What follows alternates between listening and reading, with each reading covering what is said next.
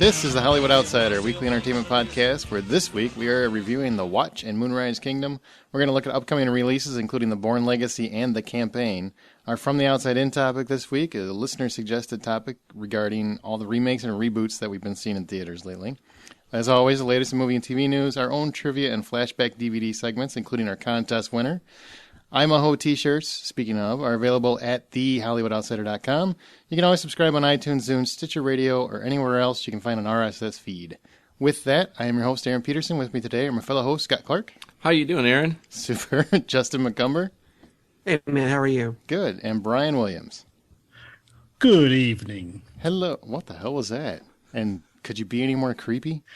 Just wait. We got an hour and a half to find out. Okay, let's just jump right into movie news. It is confirmed The Hobbit will be 3 films with a trilogy, completing the summer of 2015. We talked about this briefly last week, but it is officially confirmed. Peter Jackson says, and I quote, "Do we take this chance to tell more of the tale?" And the answer from our perspective as filmmakers and as fans was an unreserved yes.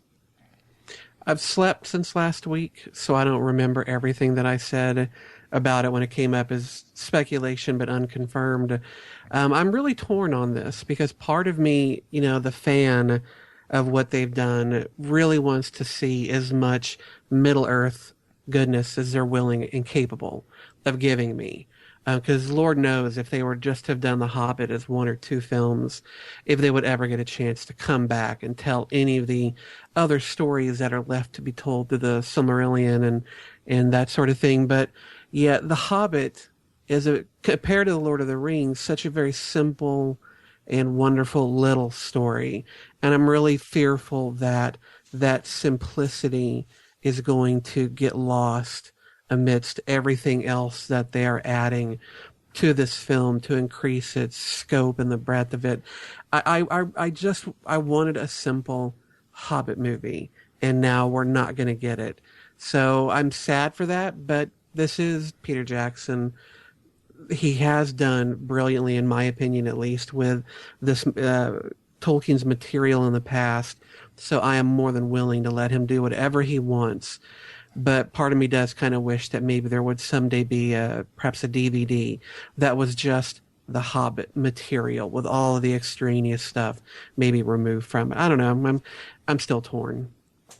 Yeah, I don't know how you go from it. You can make 3 movies from the original 3 books, or the 1 book that was 3 books. But this book, which is relatively smaller, you can now flesh it out to be 3 books. It just seems like a cash grab to me. It really doesn't sound like it has anything to do with telling the story. It sounds like, you know what, guys, we can make 3 movies out of this easily. So why don't we do it? I can't believe that. Not with Peter Jackson involved. The man has, ever since the Lord of the Rings started, has been nothing but a Tolkien fanboy. It's never seemed like it had anything to do with money or some kind of grab for fame. It was always about taking those stories and making the best movies he could. If this was anybody else doing the movie, I would agree wholeheartedly, but I can't imagine that Jackson, Philippa Bowens, and the rest are doing this for any kind of reason other than love of the material, love of Tolkien. I don't want to believe it's anything else. Yeah, that's what I was going to say. The 3 writers, like you say, Jackson, Boyens, and Fran Walsh, they are fans of all these books, and if they think that they can make 3 movies out of it without watering it down too much, they've built up enough clout with me that I've got to kind of say, okay, show me what you got. Fair enough. We'll find out. I mean, we did talk about it a little last week, but we'll find out soon. When the first movie's coming out in December, and the next one comes out the following December, and then the last one September or summer of 2015. So 3 years in a row. Feels like the original trilogy all over again. Yeah. I just hope it's not like the Star Wars prequels. So director John Chu of G.I. Joe 2 infamy is in talks to reboot the Masters of the Universe. It's a live-action He-Man flick, by the power of Grayskull. It will revolve around a prince who becomes a warrior and is the universe's last hope against the evil and cleverly named Skeletor. Yeah, I mean, right now there's not a whole lot going on here, other than they are in talks with Chew. Who's got a pretty good pedigree of movies, including Step Up 2, Step Up 3D, Legion of Extraordinary Dancers, and, dare I say, Justin Bieber, Never Say Never. Oh, man. He's So the right guy. He is the right guy. Apparently, we're going to be seeing Man-at-Arms, Tila, and Beast-Man stomping the yard or something. So, other than that, really, I've just really got nothing on this. I don't know. You sold me. I would pay huge money to see a fucking dance scene in He-Man. I'll dance in a circle around She-Ra. Oh, Flash God. mob. Flash mob. Battle Cat involved. Bonus question here. What's the name of He-Man's alter ego? Prince Adam. All right. Is it Prince Adam? Yes. Oh, wow. Someone Ain't stumping that hoe. I used to love the He-Man cartoon back in the day. I had all the toys. I remember running around the yard going, by the power of Grayskull. And then I got grounded a lot. I remember the toys. I remember seeing the toys a lot. All my friends had them. You didn't? The castle. Sheltered child. Yes, I was. Sorry. Yeah. What'd you get to play with? Barbies? I had Castle Grayskull. My brother had Snake Mountain. And I remember one time we put a little candle in Snake Mountain to kind of give it that evil ambiance. Burned a hole through the plastic. I just hope Dolph Lundgren makes a cameo. He's free. Maybe playing He-Man's dad. Yeah, he's free. No, I'm sure they'll be filming Expendables 3. Or 4 or 5. He'll be busy. But you should. It's worth noting that G.I. Joe 2 just went through a whole overhaul, as we talked about some weeks back. Was moved from the schedule. They're going to reshoot a substantial amount. I don't know if this is the right guy to do it. And plus, I mean, obviously, Step Up 2 was a cinematic event, but I don't know if he's just the guy. An event in that it happened. Yeah, basically. Oh, let's move on. Steve Pink, who helmed Hot Tub Time Machine, is in talks to rewrite and direct Bad Santa 2, because apparently there's already one script written. Bad Santa 2, and Billy Bob Thornton is expected to return as well. I can't help but think that this is a bad idea. As much as I love Bad Santa, I think a lot of the appeal of the original was the novelty of a swearing Santa Claus. Yeah, I agree with you. I think that ship has sailed a little bit because the shock factor is gone. That ship has sunk. There's really, I see no point to continue the adventures of Bad Santa. Yeah, I don't know. I'll probably see it just because I had really laughed a lot at the first one, but I don't see it being good. I think it's straight to DVD. How many times can you pee on yourself and be funny? Justin? I know, Adam. Well, we laugh at Scott Aaron, every why don't time. you tell us? I wasn't a big Bad Santa fan, though, so this means nothing to me. You weren't? No, I didn't think it was. Everybody was laughing their balls off, and I never got what was so funny. Well, you missed it. It was funny. I guess. It's probably because a midget black guy making lots of jokes and old drunk Santa Claus pissing on himself and calling a little kid fat and stupid. I already saw a drunk Santa Claus pissing on himself back in Trading Places. Huh, touche. It's official. This is kind of not happy news. We'd like to report happy news, but this is important, I guess. Gangster Squad is being moved to January 11th, as well as the scenes of gangsters shooting up the theater will be removed due to the recent obvious incidents. First off, I wish they would change the name, because every time they say Gangster Squad, in my head, I change it into Monster Squad. And every time I do that, then I hear the fucking song, and it's not a good thing. Second off, I really hate this knee-jerk reaction that Hollywood seems to go through. And I know we mentioned it a little while back, but back when the first trailers for Spider-Man came out and they had the World Trade Center towers, only to remove them in the movie because of them, the whole 9/11 tragedy. I hate it when something happens in the real world and suddenly movies or a TV show or something or games have to be changed because somebody might watch that and then think of this tragedy and somehow they're going to, I don't know, have a bad reaction, flashback, something. They don't need to do it. If there's a shootout in the end of the movie that takes place in a theater, I don't think anyone going to this movie is going to think it's somehow, we're referencing that horrible tragedy. It's a completely different set of circumstances. I don't think it needs to be changed. And I think by changing it, it's not an instance of the terrorists winning, so to speak.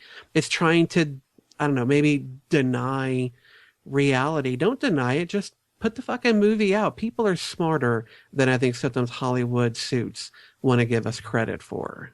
You know, the idiots that will take offense to it are very vocal. Yeah. And those few vocal, like I said, idiots who would make the correlation and compare the two and all that bullshit, which we know is just exactly that bullshit. Mm-hmm. Those people will get put on every news station, every internet news site, and it'll be compared, and it'll be hammered for being tasteless, tacky, and all that stuff. So I understand it. I agree. I don't think they should necessarily bend to it, but unfortunately, I feel like they almost have to just to. I guess I could see Bill O'Reilly, Hollywood elitist, executives thumbing their nose at nation's tragedy. I guess I could see that. I can see both sides of it. I see, because I remember the trailers pretty vividly, and I could see that stirring that emotion, I guess, in some people. If they don't play it in Colorado, I don't see why it's a big deal. From what I understand, it's an important part of the movie. I've looked into it. Apparently, it's an important part of the actual film. Mm-hmm. That bothers me. If it was just one of those, a couple different gangster shootouts, to get back to, fine, take it out, put it in a different place. It ain't gonna make a difference. But if it's integral to the plot somehow, and it's already filmed, and the movie's shot and done, let it sit. Give it a few months. I mean, January is quite a ways away. Give it a few months, but let it play the way it was meant to be played. And if people don't like it, they won't see it. I mean, this isn't a single person walking into a theater and shooting up. This is bad guys shooting against bad guys that happen to be in a theater, right? I don't think it really matters. It's similar. The events look very similar to what I get why people would not want to see it. Okay. Not currently, but 6 months from now, I don't know. I don't like real life events dictating art. Right. Even if it is, movie art. In a movie called Gangster Squad, I guess you can't really call art because it's a horrible title. Monster Squad. Monster Squad. Monster Squad. Instead of Dracula, we've got I don't know what I'm saying. No, it's Alucard. It's what? Alucard. I don't recall. Dracula backwards. Oh, hey. Look at that. There's a flashback. Yeah.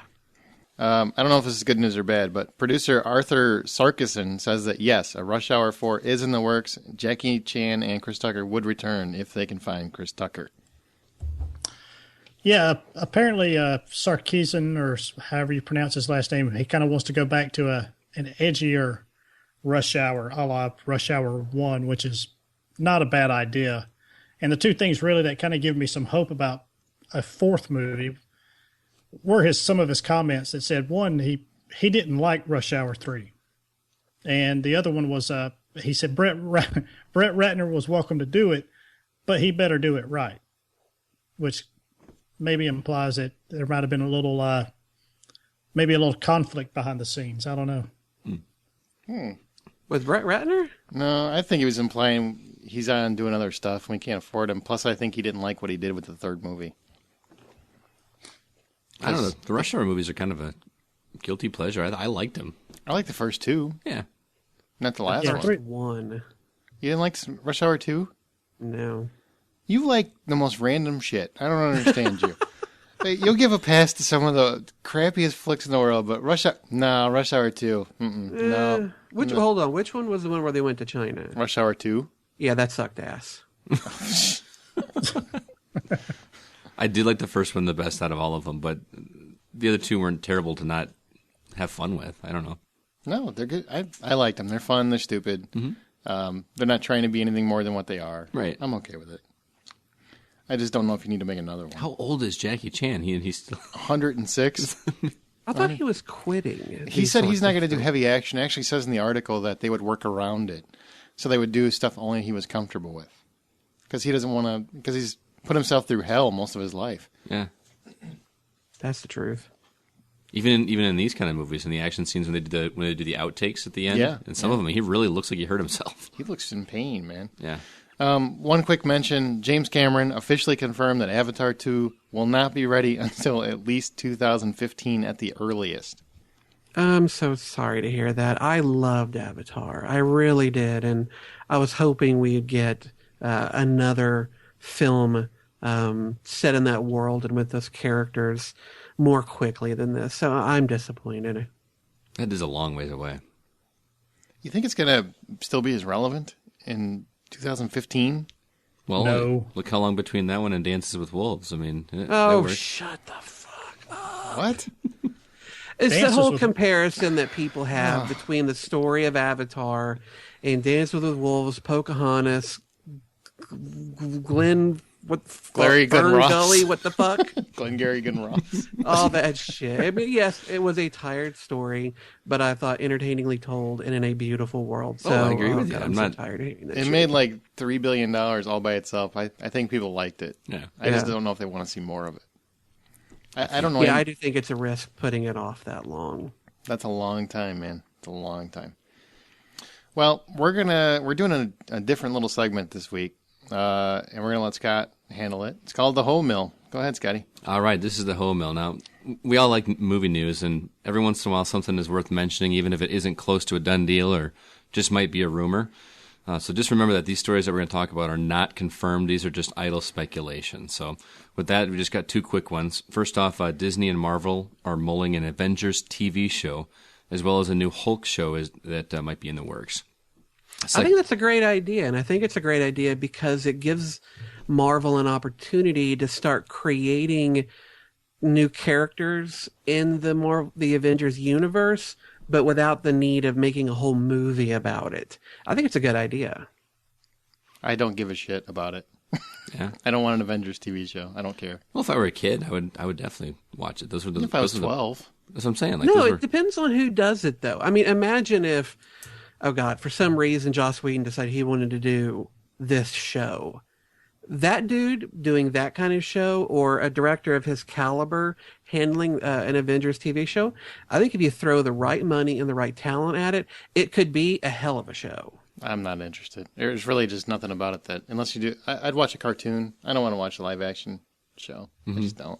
It's me, personal choice. I'd rather wait for the movies. 2 hours, I'm good. I don't need to see an episode every week for 22 weeks. Right.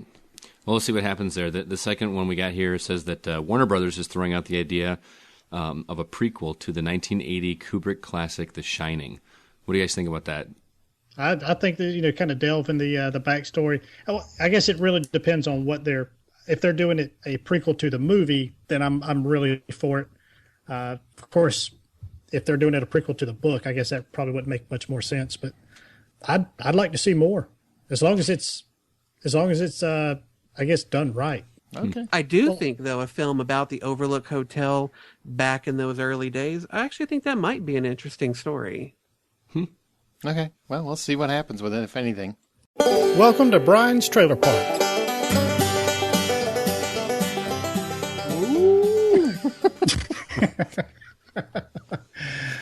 All right. Well, in what has to be one of the most profitable movie franchises as far as money invested versus the money earned, the folks behind Paranormal Activity released a trailer to Paranormal Activity 4. He also said, "Do what I want to do." So I'm doing. True enough. I was like, really? James Bond is for the... I was so confused. Go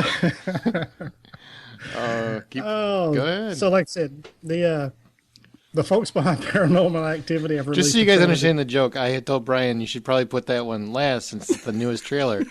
And then I made the mistake of saying, Brian, just go ahead and do whatever you want. But go ahead. Because this is all our show. Yeah. Oh. All right. So basically, the plot is this: it's a Paranormal Activity movie. So, if you haven't figured out what that plot is by the fourth movie, then just go watch them again. So while they do have a particular formula, the formula works, and they do a pretty good job of making each movie feel fresh. Scott, are you up to date on the Paranormal Activity movies, or Absolutely. are you still waiting for some spoiler to be dropped for you? No, 3 was one of my favorite movies of last year, actually. I had a lot of fun with that movie. I think the new one looks really cool, and I'm glad that they're bringing in new modes of why things are being filmed, like the whole laptop camera kind of recording conversation, FaceTime stuff. It's not just relying on skillfully placed security cameras or things like that. They're bringing in all sorts of ways these things can be recorded. And I'd completely forgotten that the first one came out like around 2006. So this now being 6 years later, that little boy that was, taken at the spoiler alert into the second film is now going to be older. And so I'm really curious what they're going to do with this. Even the trailer had a couple little spooky moments for me. Mm-hmm. I thought it looks like the last ones. That's Pretty not much a bad the thing exact to me, though. It's not, but I mean, it's to say I do like the incorporation of FaceTime. That was kind of cool, or whatever they're going to call it for the movie. But some of the scares that they showed looked very much like the scares from the first three movies. I didn't see anything really new that made me go, I can't wait to see a fourth one. And I like the series. I just think it's done for me. I really don't see any more they can do, but I'll wait until it comes out, and I'll probably end up seeing it in the theater, and then we'll see. I'm excited. This isn't like the Saw movies for me. Like, those are just a gore fest, and they just get silly after them.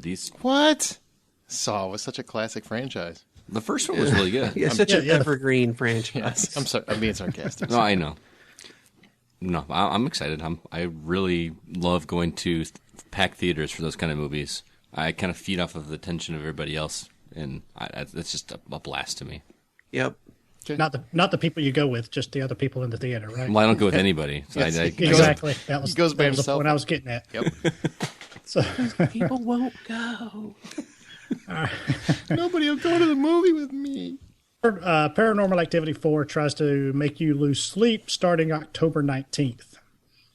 A few weeks ago, we did talk about the Skyfall teaser trailer, but we'd be remiss if we didn't mention the just badass full trailer that was released during the Best Olympics opening ceremony ever. And I missed for me it. personally, you missed it? Yes, I missed it. I don't watch the Olympics. I'm too busy living life. Oh, man. You're such a hater. Yeah. Glad to welcome back, Hater Aaron. Yep. We Right. missed you the last month or so. If the sport doesn't involve Brett Favre, he's not really interested. Or Aaron Rodgers. Or Actually, for me personally, this trailer for Skyfall pretty much looked better than just about any other Bond trailer I can remember. Kind of especially where he drops down from a roof of a broken train and he kind of straightens his jacket and he's like, ugh. that was my favorite Yeah, that's scene. how we do that. It's like, boom. And this was directed by Sam Mendes, who did American Beauty and Road to Perdition. And I think it looks good. I mean, now we finally get an idea of what the story is and how it's going to flow, and it does look really good. Javier Bardem's blonde hair isn't quite gelling for me, but still, it looks pretty kick-ass, and I can't wait to see it. oh, I will add, I did not know he was the bad guy in this. I mean, I knew the director and I knew a lot of the other stuff, but I didn't know he was the bad guy. The villain, whatever his name is, he looks good. Other than that weird-ass hair, seeing him made me feel a lot more confident that this is going to be a good movie. Because Quantum of Solace, pretty average flick, I thought. I thought they really needed to step their game up for this one, and that helped for me to get jazzed about it. So, Well, good deal. Well, you can get jazzed on November 9th because that's when Skyfall comes to theaters. Next up and last is Cloud Atlas. A movie's going to give you a headache when the makers release a trailer to explain the fact that even they cannot explain the movie. So here's pretty much what I got in a nutshell. It's a movie showing how a life can impact on other lives in the past, present, and future. The whole pebble in a pond and ripples and butterfly flapping his wings in a hurricane on the other side of the world or some BS like that. So, basically, In One Soul has many different iterations throughout time, including being a killer and a hero. I can't help but think of that movie, The Fountain, with Hugh Jackman the whole time I watch this. That said, it's still intriguing. Kind of why we like to. I know one of the things we like to say on here is, show me enough in a trailer to get me interested, but don't ruin the plot. This totally fits that bill. I know Justin, is this seems like something that's pretty much right up your alley. Oh, God. As soon as I saw it, I'm a sucker for a high concept kind of film, a movie that tries to tell an incredibly deep, introspective kind of story. And, this story taking place across 1,000 years, and the actors who are playing these characters throughout time, sometimes these souls will go from a male character then into playing a female. And it's 5 minutes long, and I was spellbound the entire time. And I know Aaron's going to quickly come on and piss on my parade, but I think this movie has the potential to be my most anticipated movie now of the year. And I had never heard of it until the trailer came out. And it went from complete obscurity to I will kill people in order to see this right now, depending on the people, of course. It looks fantastic. And the fact that the Wachowskis were involved, of course, gets me pumped because I loved all three Matrix movies, loved Speed Racer. They have yet to fail me. I do not remember the name of the director of Run, Lola, Run, but he also co-wrote the movie with them and also co-directed with them. It looks spectacularly interesting, and I can't wait. Cannot wait. I thought it was the longest trailer possible to not tell me what it was about. But it looks beautiful.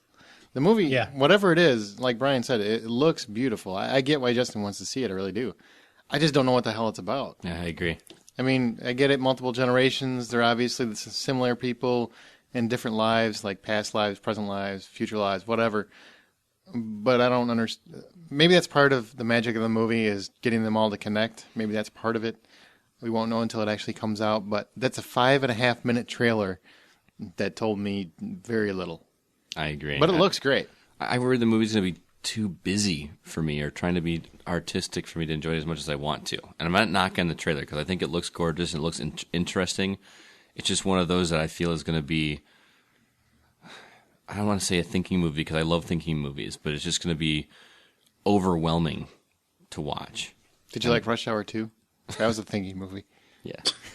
Tom Hanks' narration really helped also draw me into it. I loved hearing him talk and kind of give you the spirit of what the film is about, and that also really helped sell me. Tom Hanks is one of those guys that even when he's in films that I don't think are all that great, Da Vinci Code, I think he's a more interesting element in the films. So him being in it kind of gives me a bit more confidence that it's going to be good. If you remove the last 5 years, I'm a huge fan of Tom Hanks. Because he hasn't done much that's good in a while, in my opinion. But this trailer did remind me that he is a very quality actor, and it sounds like he's back on track. So I'll give it a shot. It depends. If the trailer is not the same as the movie, if the movie ends up being like 6 hours long, I don't want to see it. But if it's like a normal length film, I will check it out. I'm just concerned that it's a 5.5 minute trailer because it's actually a mini series on the big screen. So. Yeah. All right. Well, if this sounds like this might steam up your undercarriage as much as Justin's, you can check it out on October 29th. Feel that heat? Feel that heat? Steamy. That was very uncomfortable. We're going to weird places right now. All right. Well, you won't need an atlas to find any of these trailers. That's because you can find them at the HollywoodOutsider.com. He writes it himself. Oh, I would have had a straight face saying that if you wouldn't have started chuckling. But you can tweet us, as the kids like to say, at H_outsider. As far as Facebook goes, go to facebook.com/The Hollywood Outsider. And of course, you can always email us at feedback@thehollywoodoutsider.com. And there's more. Now we are on the radio. You can go to RockfordCollegeRadio.com every Thursday from 4 to 6 p.m. Central Standard Time and hear us over your internet radio thingy. And you can't have Rockford without rock. Oh, that's classic. Stump the Hoe. Each week, one of our hosts poses a trivia question to the remaining hosts in an attempt to stump their fellow hosts. Host stands for Hollywood Outsider, not actual prostitutes. This week, it's Scott's turn. Scotty, what is your question? All right, so with Skyfall upon us, I thought I'd like to share a trivia question from the James Bond universe. Real quick and easy one. Which of the following 4 actors' brief cameo in a James Bond film was his first on-screen role ever? Oh, that's really hard. Yeah, okay. A is Dolph Lundgren, B is Christopher Lambert, C is Michael Madsen, and D is Dennis Leary. Aaron, what do you think? Well, all are high Oscar caliber actors, and I'm trying to think. I'm going to go with Dolph Lundgren just because it's funny. All right. Brian, what about you? I'm going to go with Michael Madsen. All right. Brian goes with C, Michael Madsen. And Justin? I'll go with Dolph Lundgren, too. Dolph There we go. Lundgren, too. That's right. Follow the king, baby. We will learn the answer to the question a little later in the show, so stick around. Right now, let's go to the big screen, where we review any new releases, talk about box office, and look at upcoming releases. First up, we've got 2 movies to review. Moonrise Kingdom is one, but the first one is The Watch. That's the one I went and saw. Ben Stiller, Vince Vaughn, Jonah Hill, and Richard Ayoade stars 4 guys who decide to start a neighborhood watch after a night watchman is murdered at the Costco Stiller works at. So they start off pretty simple enough. Stiller wants everyone to take this seriously. Vince Vaughn wants to get away from his teenage daughter and have some guy time. And Jonah Hill is the young, creepy guy who couldn't make the cut for the police force and apparently just likes to go around telling people how creepy he is. Ayoade, I really hope I'm saying that. I really have no idea how to pronounce it. It's spelled weird. He's the foreigner from across the pond who just wants to use the watch to meet hot Asian chicks, which that's understandable. If it can be done by Joe, I'd join. Things get serious. They find out the Costco killer happens to be an alien, and apparently there's soon to be an alien invasion that only these 4 morons can stop. It's a stupid plot. It really is. And I'll be honest with you, if you look on like places like Rotten Tomatoes and stuff like that, the critics rating, they're just beating the hell out of it. They're saying that this is one of the worst movies of the year. It's awful. It's not funny. I don't think it's that bad. It's an R-rated comedy for sure, and there's plenty of tasteless jokes in it. There's a lot of tasteless jokes, which I don't really care much for dick and fart jokes. I don't like those. But there's a lot of them that worked really well. There's a lot of clever humor in it. There's some really poor humor based on the Trayvon Martin thing. It's not a factor of the movie, I guess. But it's definitely there. I think some people are going to be concerned when they watch it. It's kind of hard to not think about that story while you're watching the movie. But so thank you, CNN, for having that be the only story you aired for 3 months straight. Am I wrong? No. Exactly. I'm right. Ben Stiller is pretty much a straight guy throughout the entire movie, so he never really strays from that. But he carries his role well, and he doesn't dissolve into the Stillerisms where he runs around stuttering and yammering on. He doesn't do any of that. He's just straight Ben Stiller all the way. Jonah Hill plays that annoying Jonah Hill, the one that acts weird and odd, but really isn't that funny. I don't find him funny. Is anybody here like a real big fan of Jonah Hill's? Hit or miss. Hit or miss? Not necessarily a fan, but I can appreciate it if he does a good movie. I liked him better in Moneyball when he played a serious role. Yeah, in 21 Jump Street I thought he was pretty good, but I thought Channing Tatum was better. But in this, he just annoyed me. Most of the time when he's talking, he just annoyed me. Richard Ayoade, he actually did a fine job as the most normal one of the group. I don't know him from Adam, but he's funny and he's interesting and he's different than the rest of them. But the one that made me laugh anytime he's on screen is Vince Vaughn. Vince Vaughn, just for whatever reason, makes me laugh. Whether it's probably the sarcasm or the motor mouth accuracy that he delivers one-liners. I mean, the guy just goes. He cracks me up. And he's not doing like the negative motor mouth this time. He's still fast talking, but he's kind of like the happy guy trying to bring the room up. He's like Vince Vaughn from Swingers, only he's like a married dad of a teenage girl. I thought he did a very good job. So if it wasn't for Vince Vaughn, the movie would suck ass for me.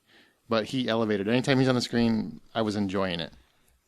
So the special effects and direction, pretty solid. Look at the aliens were very well done. Nothing about the film really failed miserably in my eyes, so I really don't know why critics are bashing the shit out of it. I thought some of the humor could have been a little bit more clever. I see no reason why this movie needed to be rated R, other than a couple F-bombs and a couple tasteless jokes. they could have trimmed all that and it would have been PG-13 and actually made more sense. Because they very much are going for like the vibe of the Burbs. You guys also love Burbs with Tom Hanks. Oh yeah. Evolution, movies like that. That's what the vibe started with, and then the movie just ends with guys, let's save the planet from that awesome race of super beings. One thing that that definitely made the film R-rated is for some reason the soundtrack is almost exclusively 80s gangster rap. Like NWA and stuff like that. For no reason whatsoever. No, but it makes no sense at all. Just no sense. None of them are thug-like. Outside of... Well, you're saying Jonah Hill ain't thuggy? He tries to be, Bitch, but he invented thug life. It's funny, because it's funny hearing NWA playing with these, white guys are walking around a Costco, but it just didn't work. It just seemed really out of place. But overall, it's not a great film, but I'd watch it again. And Vince Vaughn made me laugh a lot. So if $10 is the full price of admission, I'd give it $5.50. Scotty, you saw Moonrise Kingdom, which is that little cult sensation taking over. What'd you think? Yeah, well, this is the latest film from Wes Anderson, and it tells the story of two 12-year-olds who happen to fall in love. Aww. Yes, 12-year-olds. Susie, much like Aaron and Scott. Susie comes from a rich family, and Sam is an orphan who is a member of a fictional Boy Scout troop. Needless to say, their love is forbidden, so they do what any rebellious child would do, run away together to live in the woods. The local community, including Susie's family and Sam's scout group, search the area for them in an attempt to bring them home. The two kids in this movie are newer actors. They haven't been in anything else, but the rest of the cast includes the likes of Edward Norton, Bruce Willis, Frances McDormand, Bill Murray, Jason Schwartzman, and Harvey Keitel.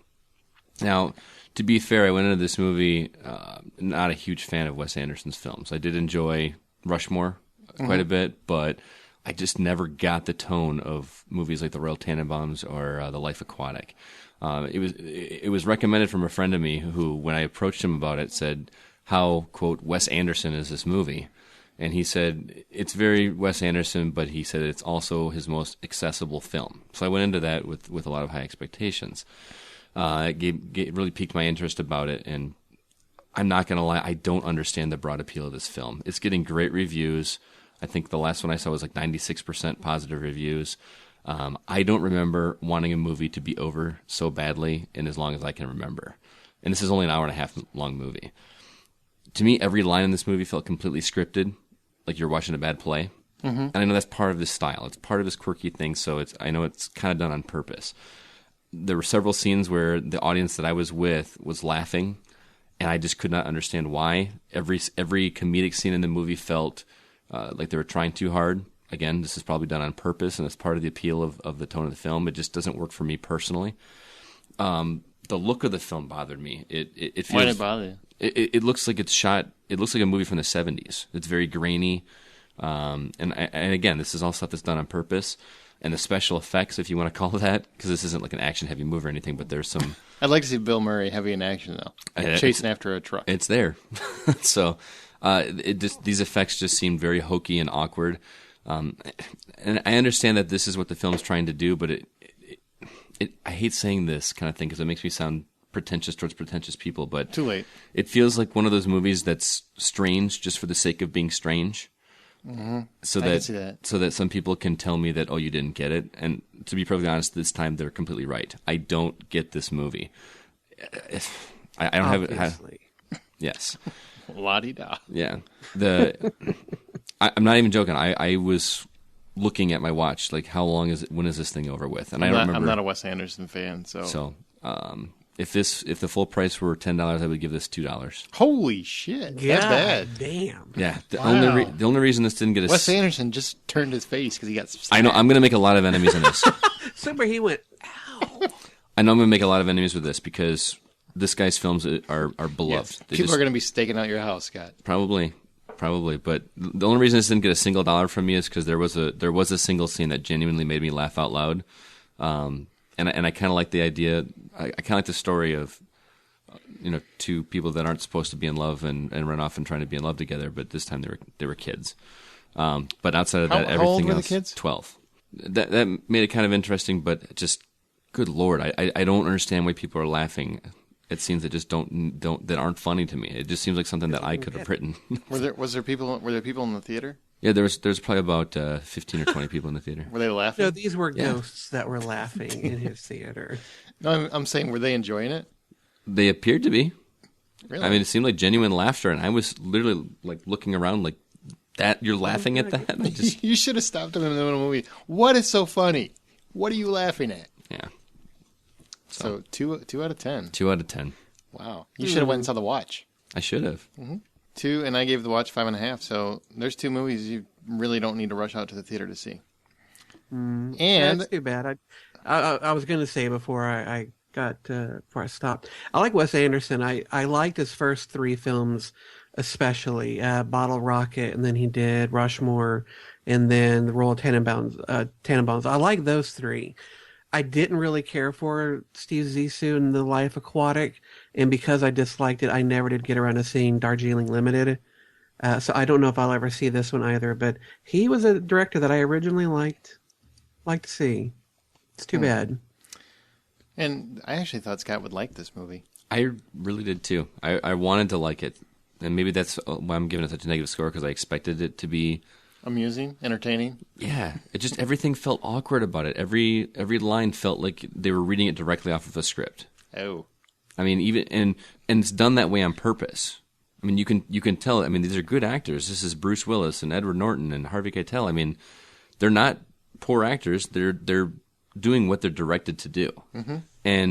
And again, this is not being pretentious. This movie just does not work for me. That's the score I'm personally giving it. If it's your thing, don't apologize, man. Don't apologize. I'm not apologizing. That's right.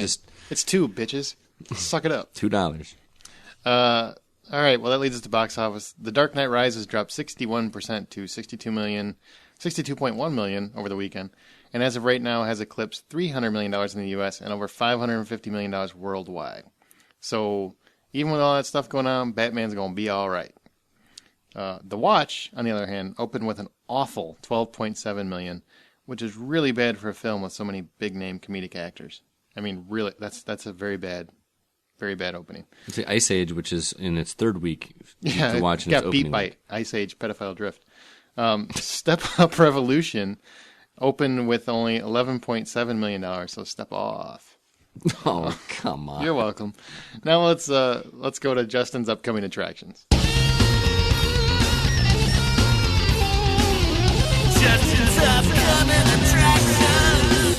We have got 4 films that we're going to be discussing this week. 2 of them come out on August 8th. 2 of them come out on August 10th. We will, of course, go in chronological order like we usually do. The first film, called Nitro Circus 3D, comes out on August 8th. This is billed as an action sport collective film led by Travis Pastrana, featuring him and his friends traveling around the world, riding dirt bikes, base jumping, performing stunts. It sounds like Jackass, just maybe more legit. I don't know. Apparently it spawned a tour and a second television series based on the tour and this film. A little information, though, behind the movie. Jim DeChamp, who's one of the performers on it, actually suffered a serious back injury while filming the movie, and after undergoing surgery, his doctors indicated, though, that there was no spinal damage, and they expect him to make a full recovery. But this is all stunts, all filmed, all coming at your face in the 3D. Brian, you seem like the sort of guy who'd get up to redneck shenanigans like this, so you interested at all in seeing wacky dudes do wacky shit on vehicles? There's not much in this world that's more funny than watching somebody get hurt. That said, this isn't one for me that I'll go pay money to go see, but I will check this out probably on cable or Blu-ray. I saw the preview the other day. It does look a lot. It is jackassy. There was a pretty funny scene where a guy, it's like, I guess he's on a motorcycle or something, and he jumps a hill and he falls off of it and lands on his face, and he complains that he's got a cramp in his leg, and the guy says, "Dude, you just landed on your face and you're complaining about a cramp." So, it does look like it. There's, it is pretty funny, but that said, as expensive as movies are nowadays, there's other stuff out that I'll probably check out before that. Understood. The next film we're going to talk about is called Hope Springs. It also comes out August 8th. Hope Springs is an upcoming 2012 American romantic comedy drama directed by David Frankel and stars Meryl Streep, Tommy Lee Jones, and Steve Carell. The film's scheduled to be released on August 10th. There was another film called Hope Springs starring Colin Firth, released back in 2003, but apparently this new film has nothing to do with the old film. This one's about Meryl Streep and Tommy Lee Jones, both of whom have been married for a long time. It seems the love has gone out of their relationship a bit. Meryl Streep wants to go to a counselor, played by Steve Carell, to reinvigorate their marriage. Aaron, you're our resident softie. Mm-hmm. So does Hope spring eternal for you too? Wow, nicely worded. I surprisingly want to see this. I think it looks very sweet. I know that surprises everybody that I have a heart, but Meryl Streep, I love. Fuck you, Meryl Streep. I think is a wonderful actress, as she's proven, and she's had some kind of miracle resurgence the last 5-6 years, where she's become actually a huge star. I mean, before she was just a very talented actress, never really a big star. Does that make sense? Mm-hmm. Last few years, she's had box office hit after box office hit after box office hit, as well as maintain the quality that she's always had. So, to me, she's very intriguing to see her in this kind of movie. Tommy Lee Jones has been one of my favorite actors for a long time. I love Tommy Lee Jones. He's one of those guys who reminds you of like somebody's grandpa or crotchety uncle. I mean, he's a wonderful guy to watch because you never know what he's going to say, and he can make just downright angry things sound charming.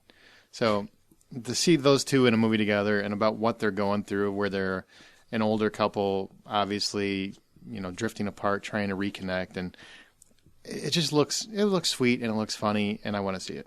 And I don't care if that makes me less manly. I really want to see it. No, I'm not. I'm mildly interested in it, but and I'm not a big Meryl Streep fan. But I love the character that she's portraying in the trailer. She looks really sweet and not ditzy or airheaded, but almost. And I'm looking forward to seeing her performance a little bit. There you go, two softies. Mm-hmm. Maybe I'll go to the theater together and see it. Oh, would you? Somebody will. Oh, Scott can only hope. Oh, I'll go with you. Come on, sugar. He can only beg. All right, the next one we've got up is The Campaign. Comes out August 10th. The Campaign, formerly known as Dogfight and Rivals, is an upcoming comedy film starring Will Ferrell and Zach Galifianakis as two Southerners vying for a seat in Congress to represent their small district. The screenplay for the film was written by Eastbound and Down writer Sean Harwell and Chris Hinchey, and is directed by Jay Roach of Austin Powers and Meet the Parents fame. The film follows two rival politicians who are trying to win an election to represent their small North Carolina congressional district in the United States House of Representatives. I know you love political movies, Scotty, so have you pre-ordered your ticket? I have not. And the first time I heard about this movie and having two comic powerhouses in the same movie like that, I was very excited. And the trailer does look pretty funny, but maybe trying a little bit too hard. I don't see it being enormously funny, but maybe a couple one-liners. It's one I might wait for video for, but I still think I'm mildly interested in it. Is Zach Galifianakis a powerhouse? Might be a stretch. Will Ferrell, I'll give you, but he's pretty much a one-note comedian as far as I'm concerned. Yeah, that's fair. But I mean, I think his popularity from The Hangover his the Wolfpack popularity. That's where he's recognized. He seems to be a pretty popular guy, from what I hear. Would you call him a powerhouse? Yeah. No. But even Will Ferrell, what has he done lately? Casa de mi Padre. Yeah, because there was about 12 people who saw that. He did Anchorman, and therefore he is forgiven for anything and everything. I disagree with that statement. The Other Guys was probably the last thing he did that did well. It looks funnier than I would anticipate, and I'm actually more interested in it than I thought I would be. But comedies are not films I usually have to go to the theater and spend buku bucks to see. Fair enough. All right, our last film to discuss, also out on August 10th, is The Bourne Legacy. The Bourne Legacy is an action thriller, and it's the fourth installment in the Bourne film series, which is loosely based on Robert Ludlum's Jason Bourne novels. It's directed by Tony Gilroy, screenwriter of the first three films. This film is very loosely based on The Bourne Legacy, a later Bourne novel written by Eric Van Lustbader. But like the previous 3 films in the franchise, it has a completely different plot from the source material. The character Jason Bourne, previously played by Matt Damon, does not appear in this film. The narrative architect behind the Bourne film series, Tony Gilroy, takes the helm in this chapter, which has earned almost $1 billion at the global box office. He expands on the Bourne universe created by Ludlum with an original story that introduces us to a new hero, played by Jeremy Renner, whose life or death stakes have been triggered by the events of the first 3 films. For the Bourne Legacy, Renner joins fellow series newcomers Rachel Weisz, Edward Norton, Stacy Keach, and Oscar Isaac, while franchise veterans Albert Finney, Joan Allen, David Strathairn, and Scott Glenn reprise their roles. Fuck it, I'm going to handle this one. I cannot wait to see this movie. It's by far the film that I want to see coming up in the next couple of weeks. I really enjoyed the first 3 Bourne movies. I think Jeremy Renner, for all the jokes that we've made, I think he has a lot of charisma and incredible screen presence. So I'm really looking forward to seeing what he can bring to the franchise. Matt Damon did a great job. I think it's interesting that they're going to go a different route with a new person. And more than likely, we will be there opening weekend, my wife and I, to see this because she thinks Jeremy Renner is just about the hottest thing on 2 legs right now. I really want to see how they expand the story of the Bourne universe, and I think Jeremy Renner will actually do a really good job. He's very intense, and that's kind of what this character needs is very intense. And plus, he plays a character named Aaron, and nothing screams badass killing machine like Aaron. So I'm on board. I'm very excited. Let's all let that sink in. That was a subtle hint because my name is Aaron. And you are a badass killing machine. I am a badass as we killing. have observed. I killed 6 people on the way here on accident. It was in traffic and they were jogging, but that's all right. Fucking joggers, they deserved it. Who were they running from? Scotty. Aaron. I'm also very excited to see this one. I wasn't as big a fan of the second and third ones as Justin was, but I loved the first one. And seriously? You didn't like the second and third one? I need to see them again because I had such a hard time with both of them. The shaky cam just really bothered me. Fair enough. And I had a hard time concentrating on what was going on because I felt like I couldn't sit still watching the movie. So I just need to give another shot maybe before this one comes out. So I like Jeremy Renner as well, and I'm interested to see where they take it. I know it's not really a reboot; it is an actual sequel, but I'm interested in the story. I want to see what happens. Where does that fall in line? Is it a reboot or is it a sequel? Because it really comes because they mentioned just to continue. Yeah, it's just kind of spun off on its own direction. Like a spin-off, yeah. And he's not in the movie, but Matt Damon's image is in there. They in the trailer they show his picture. So. And I do like how, as Justin alluded to, they basically say it's based on a book, but also it's an original idea. So I mean, nobody knows what the hell they're doing at this point. Mm-hmm. Brian? Yeah, it's pretty much everything that you and Justin said. I pretty much agree with, except for the part about Aaron being a badass killer machine. So you don't know. You'll be his next victim then. Yeah, you better take some careful stepping next time you go out in the garage. Hey, just remember the last time you came down, I got paintballs in the face. Yeah, I'll let you live. So good call, touche. Just put me further down on your list. All right, guys. Well, those are our 4 films coming up. Once again, coming out on August 8th, we've got Nitro Circus, 3D, and Hope Springs. And then on August 10th, The Campaign, The Bourne Legacy. Guys, of these 4 films, which one will you most likely be going out to see? Aaron? Bourne Legacy. Bourne Legacy. Right. Bourne. Gun there. Absolutely. No, you know what? Fuck Aaron. Brian, you go first. Fuck yeah, I'm kicking open the door, bitch. We've already named it. It's Bourne all the way. Bourne Legacy. I'd be surprised if it's not a clean sweep. Aaron, I thought with all the gushing you were doing over Hope Springs, that'd be your choice. No, see, here's what I'm going to do, is I'm going to pay for the Bourne Legacy because the character Aaron kicks so much ass, then I'm going to sneak into Hope Springs and cry my eyes out. Because I feel bad of all the people I've hurt. You need that catharsis. I do. I need to let it out. You let it out. All right. Scotty? Gotcha. Definitely Bourne. I mean, I am kind of interested in The Campaign. This looks too cool to pass up. Yeah, Born for me as well. So make that a clean sweep. All right. What's this movie? Okay, what's this movie? Each week we play a movie clip and see if everybody can guess what the answer is. If you get it right, we read your name off on the air. This week's answer was Beetlejuice, or last week's answer was Beetlejuice, and that was sent in from a listener, Laura B. The people that guessed correctly were Smystery Man on Twitter, Ashley S., Michelle L., Katie M., Jesse M., Curtis R., Michael B., Dan M., Sean M., Dustin B., and Jessica W. And Jessica sent us a picture of herself as Lydia in a Halloween costume. Not like a bad pick. It was actually a legitimate costume. And great job. She looked just like Lydia from Beetlejuice. So Dude, the format says she's cute. You should say that on the air. I did say that. She is attractive. Okay. But then it makes it seem like it's that kind of pick, and it wasn't. It was very genuine. Well, it depends on how you say it. She goes, she was cute. Well, if I say Then it kinda sounds bad. and then I have to leave for a minute, then it was very inappropriate. I don't want Great. to do that. Now you're going to encourage Dustin to start sending in pics. And I don't know. No.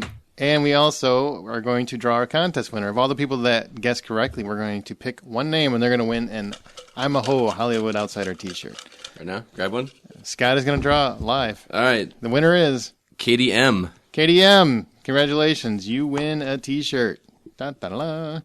Congratulations, Did you you're a put all hoe. those in your pants and that's where he had to reach in and get them? What's that? Did you put all those in your pants and that's where he had to reach in and get them? Yep, Yes. we got more. We should draw more t-shirts. About 12. That should be good. 12 in your pants, right? Okay, so now shut the fuck up.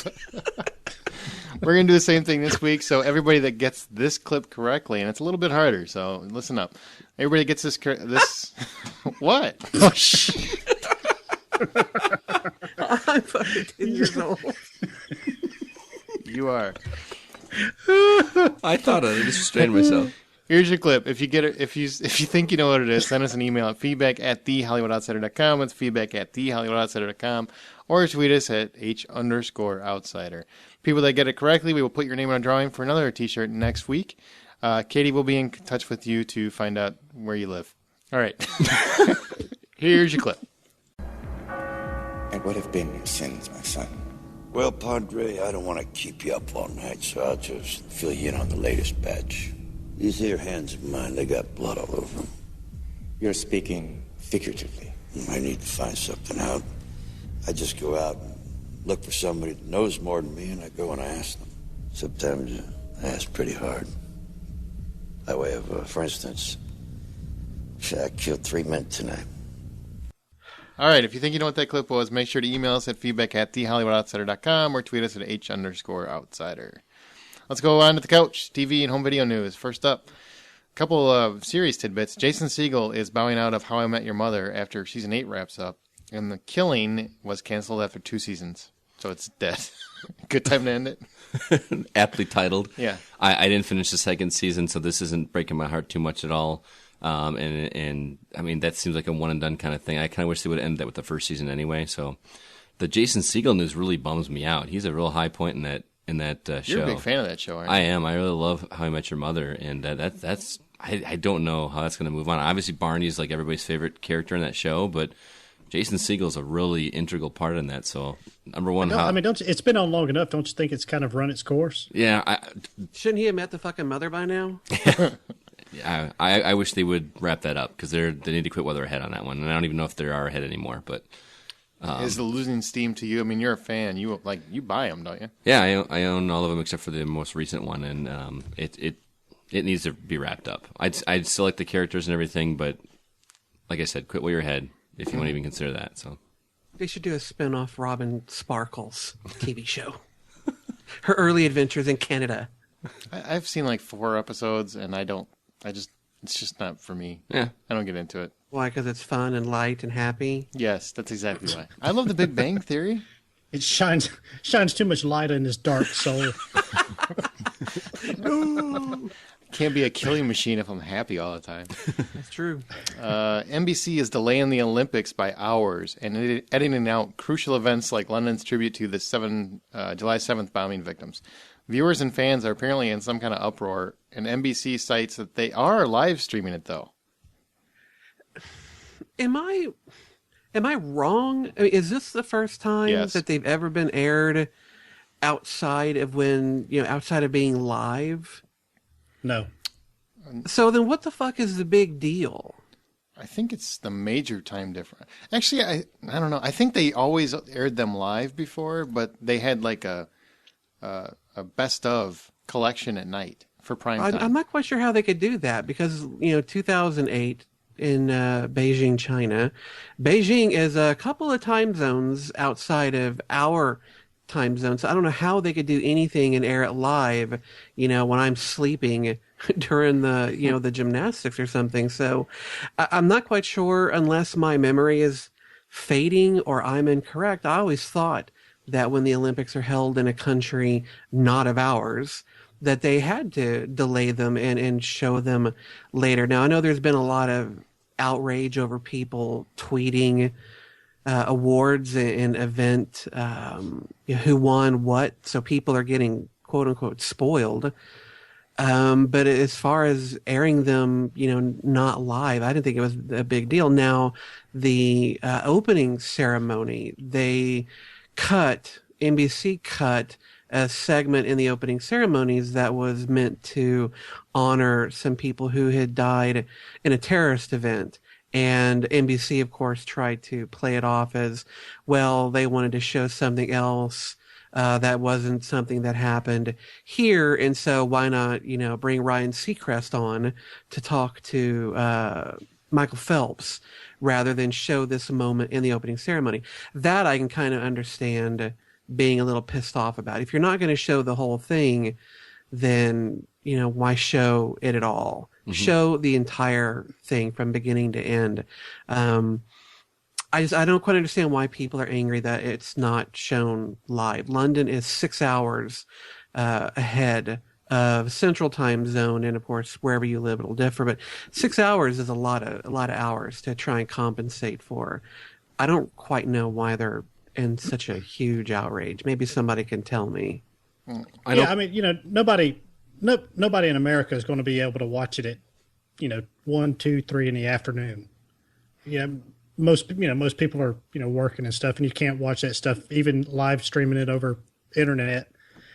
You're not going to be able to watch that at work. So I don't mind as far as that goes. But the deletion of the 7 is like R9/11, but it's 7/7, I guess July 7th. The tribute for that was, to me, that was just tacky.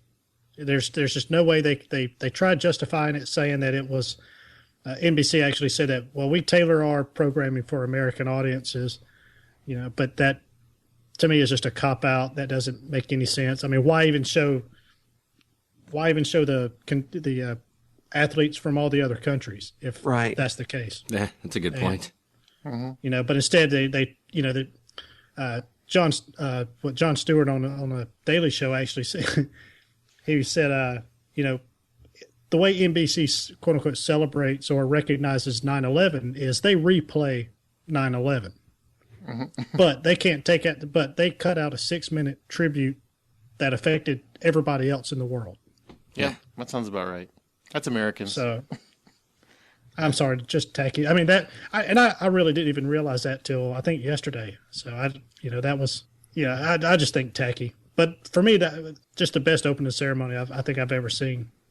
It was quite intricate and well done. Go Danny Boyle. Yeah, Danny Boyle did a fantastic job. Oh, we should. I saw a tweet or an article or something the other day where somebody suggested that he direct the Oscars, make them a little bit more entertaining. Is there going to be a race? A race? With the Oscar? Like just running around carrying it? I don't understand why he should do the Oscars. No, the whole opening ceremony was... There's a lot of cool stuff going on in that. I don't watch it, so I have no idea. Well, maybe watch it and then give an opinion. Oh, no. Shit. I watched it when I was younger, and I never liked it, so why would I watch it? Yeah, well, Danny Boyle didn't do those, did he? Damn, Brian. Go. All right, well, CBS is rebooting The Brady Bunch, produced by Vince Vaughn.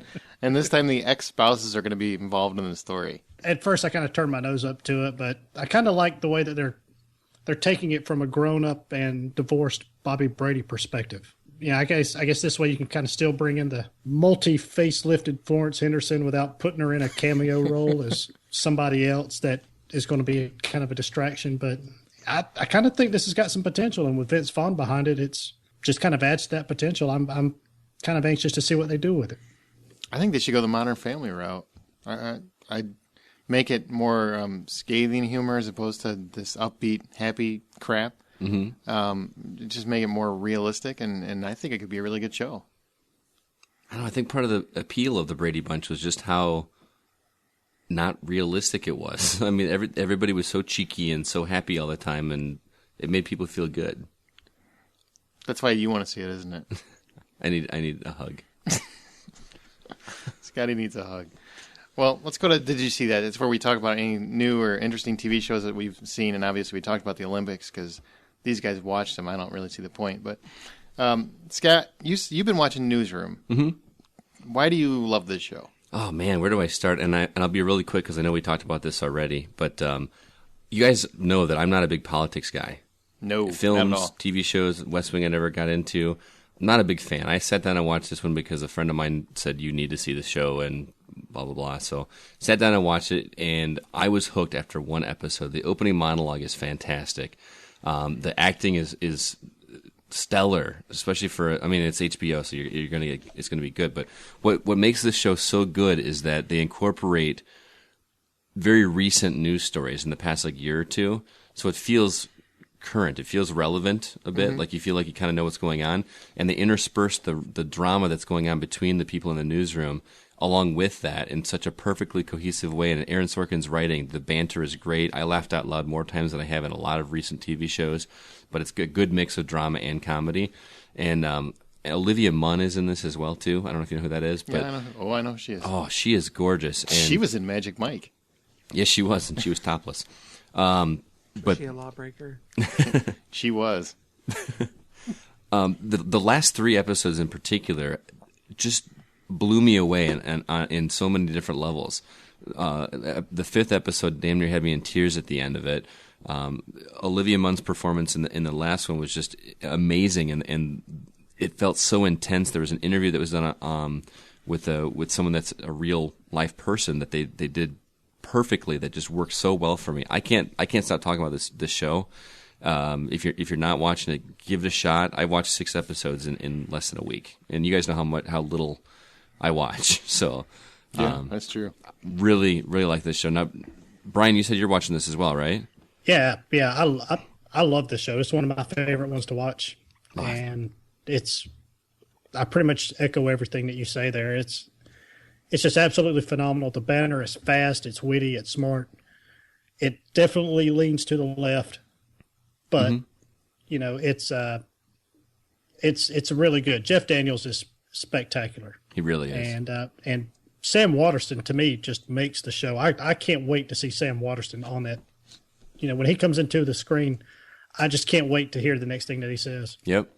Especially in that last episode with Olivia Munn's arc. He just went off the rails, and it was fantastic. All right, well, that's Newsroom. Justin, you finally got what you've been wanting for so long, the Star Trek The Next Generation Blu-rays for Season 1. Please discuss. I'll try and keep it brief. Star Trek The Next Generation was my first real deep introduction into Star Trek. I never watched the original series. I was just too young for it. I'd seen some of the movies when they'd come out, but because I hadn't watched the show and wasn't steeped in it, they really didn't mean all that much to me. But when The Next Generation started in 1987, I was a freshman in high school and so primed to get introduced into that universe. And I've loved it. I've thought, The Next Generation has always been my favorite of all the series that have come out. But it was a standard def show, of course, filmed back in standard def days. And like a lot of those shows, they just don't look that great, even in high definition. But the fortunate thing is that all of the episodes were filmed on 35 millimeter film. And what CBS did, who owns the TV show, they actually went back to the original film and scanned that into the computer and re-edited every episode together by hand as opposed to taking the video and up-resing it. They scanned all the film because the film is of high definition quality. They went through all the scenes that involved special effects, redid those as well. They didn't change any of the editing. They didn't change any of the special effects to make the story different. All they did was redo it to make it look high definition and beautiful, and it does look stunning. 7.1 DTS surround sound. Apparently there's an issue with the surround sound on a couple of the discs, and Paramount has said that they will be giving people exchanges when they mail them in. But I never noticed because it sounded fine on my system, looked amazing. All the cast, special effects, it looks great. My only complaint is that it's not in widescreen, but when you watch the 30-minute documentary that comes on the first disc, you learn why they couldn't do it in widescreen. And it's unfortunate, but it makes sense. So I look forward to seeing the rest of the other 7 seasons high def as well. And if it sells well, we could get Deep Space Nine. We could get Voyager, even though I didn't really care for Voyager. We'll just have to see what kind of money it makes and what kind of a splash it makes. But it does look high def, and so it looks fantastic. Sounds great. I just wish they could do it with Babylon 5, but they never will. Do you get the feeling that they upcharge or price those things because they know that the diehard fans like Justin are gonna buy them anyway?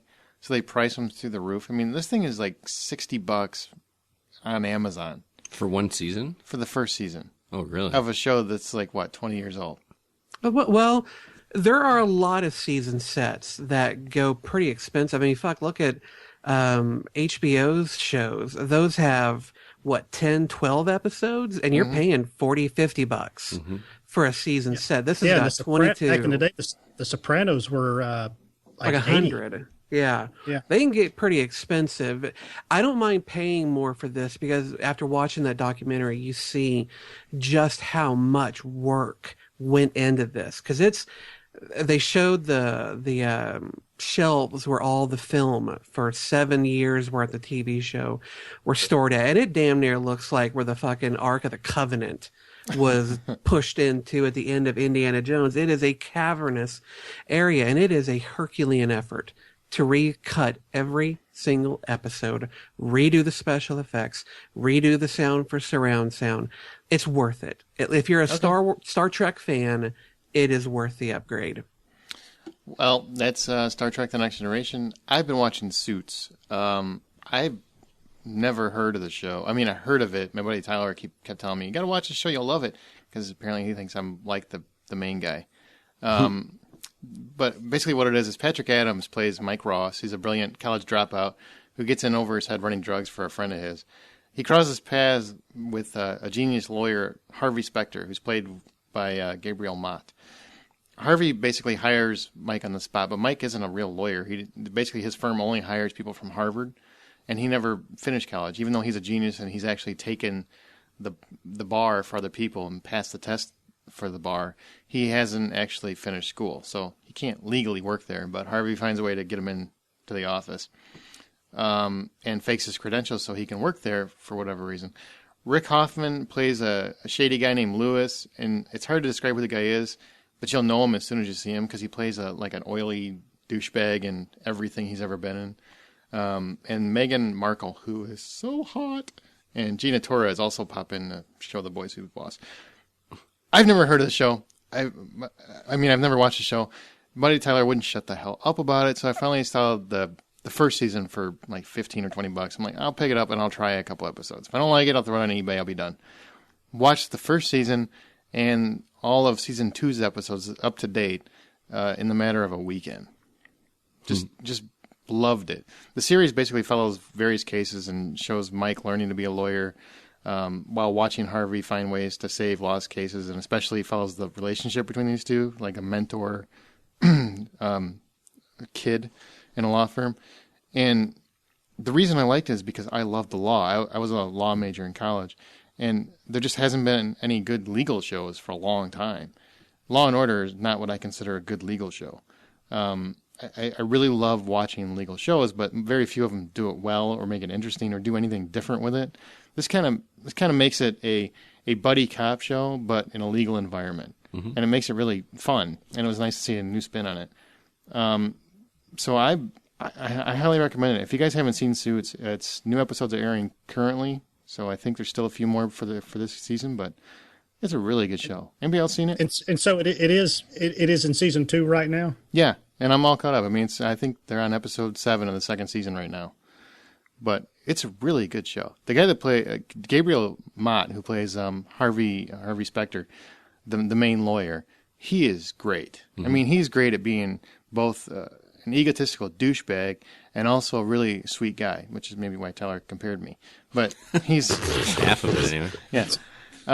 He's really interesting. He's really good. You can tell deep down he's got a heart, but he really tries to hide it because he's trying to do his job. It's just a nice dynamic. Some of the stuff in the first season where they're trying to get the kid out of his buddy that's gotten him in all this trouble, kind of stuff. That stuff I could care less about.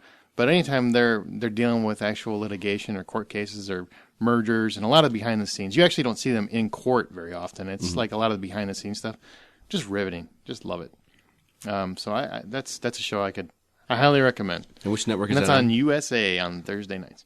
So let's go to DVD and Blu-ray, Scotty. All right, this is going to be for August 7th. These are the releases on DVD and Blu-ray. First is The Lorax. This is the animated Dr. Seuss Bunny Hugger movie that stars Danny DeVito as the Lorax. Also released is the first season of Grimm, which we've talked about several times on this show. Next is Warriors of the Rainbow. This is a 276-minute film about a clan-based people whose lives are threatened by members of another culture.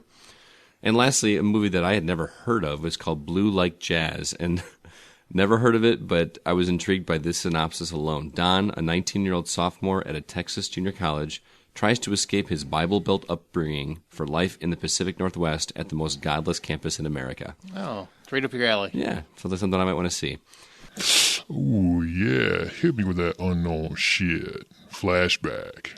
This is where once a week one of our podcasters here brings to the table a movie that's a little lesser known, maybe obscure, older film that they'd like the rest of us to check out that they're a big fan of.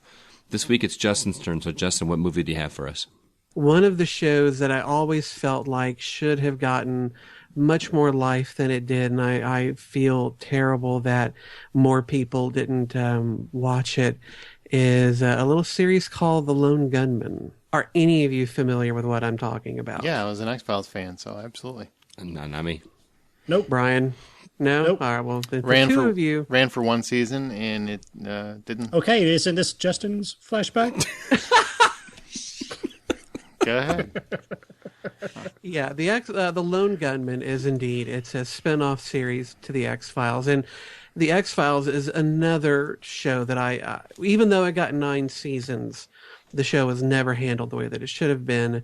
But one of the groups of characters that was on that show were a group of I wouldn't call them undercover, but they were journalists whose mission in life was to find out all the secrets and the lies that the government was spreading and spread the truth. And quite often, Fox Mulder and Dana Scully would go to them when they needed some assistance outside of the government bureaucracy. They were made up of 3 central characters, Byers, Frohickey, and Langley, just 3 dudes who seemed to be at odds as much with each other as they were with anybody outside of their group, who put out a newsletter called The Lone Gunman, where they told the truth about things that were going on. The series spun off on its own. It was much more of a comedic show, a much lighter tone to it. It actually started and ended in between seasons 8 and 9 of the X-Files. I don't even know if it lasted a full season, but it was really fun. It was very light. It introduced a whole new character in Jimmy Bond, who was more muscle than brains, but he also had a lot of money that he wanted to invest to keep the Lone Gunman running, and even though they didn't like him much, they needed his money. There was also kind of a femme fatale character named Vez Adele Harlow, which is actually just an anagram of Lee Harvey Oswald. I loved her character, who was like a bit of a thief and scoundrel in the show, and she would kind of come and go. But it was a fun show. I wish it would have lasted longer. It didn't get the ratings that it should have gotten, and for that I'll always kind of be a little sad that it came and went, kind of under the cover of darkness. So The Lone Gunman, very fun, especially if you're an X-Files fan, but for some reason never heard of this show or just neglected to watch it. I think you should go back and give it a watch. It was fun. I think you should go out there and see it, and that's my pick for this week. Okay, and now for our Stump the Hoe answer. The question was, which actor's brief cameo in a James Bond film was his first on-screen appearance in a film? The options were Dolph Lundgren, Christopher Lambert, Michael Madsen, and Dennis Leary. Both Justin and I picked Dolph Lundgren. Brian picked Michael Madsen, and the answer was Dolph Lundgren. So thanks for the question, Scott. And thanks, Justin and myself, for being accurate. Brian, you're just dumb. Well, let's go on to From the Outside In. Each week we talk about a topic that's on ours or our listeners' minds. This week, quick conversation point comes from Dustin B., and then we've got a follow-up email from Ashley that actually addresses the same topic. Dustin says, while listening to your review of Dark Knight Rises, I noticed the crew had made some comparisons from the 89 Keaton's Batman to Bale's Dark Knight, specifically in the Dark Knight trilogy spoiler cast we did. As we all know that over 2 decades span the two movies, and Nolan's reboot is making box office records, I hesitate to say that either movie is better than the other. Yes, Burton's Batman movie looks very dated. Nolan's Dark Knight isn't a remake. It is a reboot, so it isn't fair to compare one from the next. Burton's Batman, and we're going to edit this a little bit, Dustin. Burton's Batman movie focused on Joker's origins, while Batman himself had shown up without warning from the shadows to fight crime and mysteriously vanish. Nolan's Dark Knight movie had us in Batman's shoes from the Batcave to the actions. Both are good story arcs, but cannot be compared. Nicholson's Joker was based more off the comic slapstick villainous clown using goofy gadgets, from flame-throwing flowers to colorful presents with bombs. Ledger's Joker was a cold, calculating, psychotic mastermind that can be based off reality. Both are great characters, but they are great in their own light. So, the truth is, remakes can be compared easily, like Willy Wonka or Night of the Living Dead, but rebooted franchises like Raimi's Spider-Man or Webb's Spider-Man, both can be good without having to compare. What are your thoughts? Can reboots be compared as easily as remakes? I think you can easily compare them. In fact, I really have never liked the you can't compare these things kind of argument. Even though I'm sure I've said it in the past, I don't see why you can't compare them. I think reboots are probably even the most comparable, because what you're doing is you're taking two different artistic teams' take on, it's almost like, what's the difference between a reboot and a remake? I guess remakes hew more closely together in their story, whereas a reboot can diverge, a little or a lot, depending on how much they want to diverge from it. But I think, why not compare Spider-Man to The Amazing Spider-Man? They're both about Peter Parker becoming Spider-Man. They do it in different ways, but they're about the same character and the same situation. So why couldn't we? And the same for Batman Begins and Burton's Batman. You can compare them. And I don't think there's anything wrong in that. Yeah, I think it's kind of difficult to not compare it to a previous iteration of the film. I mean, by nature, we like to relate to something that we're already comfortable with. And so you're just going to, by nature, want to compare it to something that you already know. I don't think there's anything wrong with it, but, to his point, you've got, like Justin said, it's hard to differentiate the difference. It's a very slight semantic difference there, and I don't see any issue with doing it, but that's me. I honestly think, why couldn't you compare it? Batman, James Bond, Spider-Man, Superman, they are all comparable as far as I'm concerned, because they're the same characters. Different tones, different filmmakers, but the same character. There's no reason in the world you can't compare them, in my opinion. Do you honestly think, when Batman Returns came out, and then Batman Forever came out, did you not compare the two movies? Even though they're played by two completely different actors, completely different styles of movies, because Forever was all neon and shit. Mm-hmm. And Batman Returns is very gothic in nature. You still compared them, right? Absolutely. Yeah, it's because it's the same characters. I don't care if it's different filmmakers or anything. The Joker from The Dark Knight is very comparable to the Joker from Batman because they were handled different ways. So which one do you like more? That's really what a comparison is all about. Mm-hmm. Which one works best for you? James Bond has had how many different James Bonds? Every one of them is comparable. People compare Sean Connery to Pierce Brosnan all the time. I don't understand what the argument is, to be honest with you. And I'm not taking anything away from Dustin. I understand what you're saying to a degree. I just don't personally understand how you shouldn't compare them because right. I really think that's exactly what it's lending itself to. Mm-hmm. You reboot a franchise, you reestablish a franchise, it should be compared. It's the exact same character. Now, something like the Bourne Legacy, that might not be as fair because that's kind of like a brand new character in the same world. So I don't know if that's necessarily comparable exactly because it's kind of a different kind of movie, I think is what they're going for. But still, it's still in the world.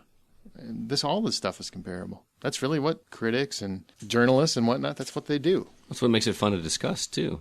Exactly. I mean, the movies that came to mind for me as being, a lot of people compare the two, but I don't really think that they really should be compared is like Tombstone and Wyatt Earp. I mean, they came out at roughly the same time.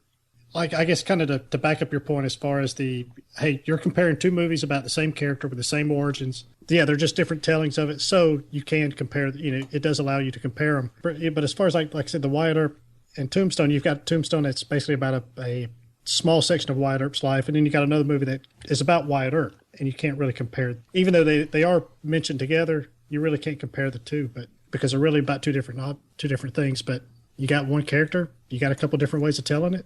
Compare the two. I think special effects are one of the few things that it's sometimes not fair to compare because it's not really fair to try and compare what we're capable of doing now as opposed to 10, 20, 30 years ago. So to say that, Clash of the Titans, the first one versus the second one, the first one just looks shitty compared to the remake. Well, shit, you're talking about entirely different technologies. But for these films that have come out much more closely together, I think it's easier to compare. Now, if you don't want to compare Breakin' to Step Up, then maybe, that's just not for you. But I think it's perfectly okay to do that. Me too. Now let's go on to Ashley's part. Ashley had an email that basically runs around the same topic. The purpose of the email is to ask you guys a question. What movies do you consider untouchable in the current movie climate with all the reboots and remakes? A couple of mine, for example, are Labyrinth and Neverending Story. The first one, not The Abomination, that was the second one. If either of those films ever actually got remade or rebooted, I would never, under any circumstances, view them. I couldn't. Ashley. So we have touched this topic a little bit in the past, but we're going to just name off, what are each of our top two movies that we think should never be remade. Ever, ever, never. Brian can go first. Scott, you're always trying to go first. Brian. I'm going to steal one from somebody that I believe they mentioned, I guess, last year sometime when we originally kind of brought this, and that was Back to the Future. Mm. And I don't remember who brought it up, but the point kind of stuck with me that the time going back in time that 30 years, between the 80s to the 50s was such a huge jump in everything, technology, lifestyle, all that stuff. That going back 30 years from now wouldn't be as near of a jump, and it wouldn't be as awkward to be back in that time, but. So I'd have to say Back to the Future. Okay. What else? You get two. I'd go on to somebody else. Okay, then. Justin. Rotate it. I'm going to have to stick with the answer I gave back when we first talked about this a long time ago. I don't think there is a film that I would consider untouchable, depending on who's doing it.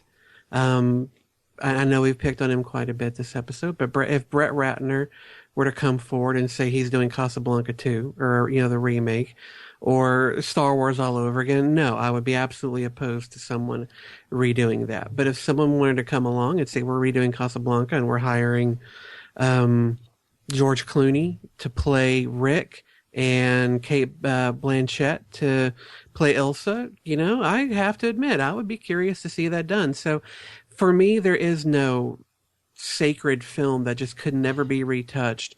It's all in who's going to do it and how respectful they're going to be in redoing it. That's Even fair. Star Wars. I'm kind of the same way with you, except there's ones I don't want to be remade. But that said, if I like it enough to be considered untouchable, I have to see what they do with it, even if it's a Brett Ratner doing Casablanca. I mean, I have to see it just out of morbid curiosity than anything else. Morbid curiosity, yes. I thought about it. It's really hard. I couldn't for the life of me remember what I said when we originally talked about it a while back. So it could be all new. I don't know. I think most people think I would say we were Window, but it's already been remade, so it doesn't really count. So the two I came up with were Raiders of the Lost Ark, because I honestly think Indiana Jones is one of those rare characters that should not be played by somebody else. Just do something new. I don't care if you do his son, his cousin, his third uncle removed, whatever the fuck you want to do. Just don't do Indiana Jones again. That character is owned by him.